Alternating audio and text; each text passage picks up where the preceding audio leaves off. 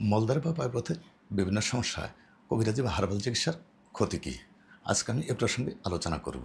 রোগীরা সাধারণত পায়ুপথের piles, fisher ফিস্টুলার জন্য কবিরাজি চিকিৎসা নিয়ে থাকেন। আমাদের দেশের রোগীরা সাধারণত পায়ুপথের কোনো সমস্যা হলে অবহেলা করেন। কী ধরনের বিশেষজ্ঞ ডাক্তার দেখাতে হবে বুঝতে পারেন না। আবার অনেকের ক্ষেত্রে শহরে এসে বিশেষজ্ঞ কলোরেক্টাল সার্জন দেখানো সম্ভব হয়ে ওঠে না। অন্যদিকে কবিরাজরা পায়ুপথের বিভিন্ন রোগ নিয়ে অনেক ধরনের চটকদার বিজ্ঞাপন প্রচার করে থাকেন, যা দেখে রোগীরা সহজে বিভ্রান্ত হন এবং কবিরাজি বা হার্বাল চিকিৎসা নিয়ে থাকেন। কিন্তু কবিরাজদের পক্ষে একজ্যাক্ট রোগটা কী তা ডায়াগনোস করা বা নির্ণয় করা সম্ভব হয় না, কারণ কবিরাজদের এ ব্যাপারে পর্যাপ্ত জ্ঞান নেই।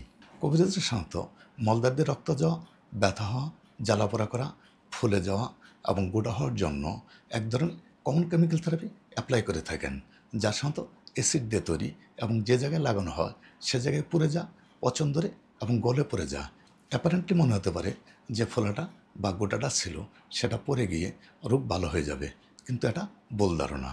এমনকি কোন রোগের জন্য কতটুকু কেমিক্যাল ব্যবহার করতে হবে তার একজ্যাক্ট মাপ বা ডোজও কবিরাজরা ঠিকভাবে জানেন না, যে কারণে আমরা অনেক রোগী পাই কেমিক্যাল ব্যবহার করার জন্য মলদ্বারের উপরও ক্ষত সৃষ্টি হয় এবং ক্ষত যখন শুকায় তখন মলদ্বার বা পায়ুপথ সরু হয়ে যায় বা নেরো হয়ে যায়।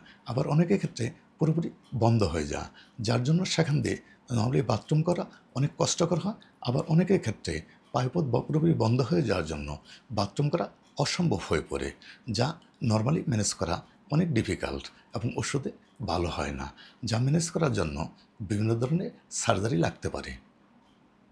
তাই মলদ্বারে কোনো সমস্যা দেখা দিলে দেরি না করে, অবহেলা না করে, কবিরাজের অপচিকিৎসা না নিয়ে প্রাথমিক পর্যায়ে বিশেষজ্ঞ কলোরেক্টাল সার্জনের পরামর্শ নিন।